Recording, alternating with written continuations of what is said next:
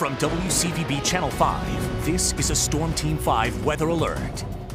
Hi, everybody. Nice and spring-like out there now, but tomorrow, winter storm warning for the entire area. But in addition now, a blizzard warning has been issued for Plymouth County on down to Cape Cod because the wind is going to be strongest here. Snow will be heavy. Visibility will be reduced. Could be near whiteout conditions at times at the height of the storm tomorrow in those locations. But we're all involved. Still looks like a widespread 8 to 12 inches. Pockets could be higher than that. Perhaps a little less around Nantucket where some rain or mix could be involved early in the storm. To give you an idea of a timeline, this is about 8 o'clock tomorrow morning. This could be a little slow. During the morning commute from west to east, the snow will move in. It will be very heavy in the middle of the day and only a slow taper off from west to east as we get to tomorrow night, last to end on the coast and very last to end on the Cape. In terms of the impacts, this is how it looks. Medium for the morning commute, very high at midday, high late, and low by late tomorrow night. We'll see you at 4 with the news.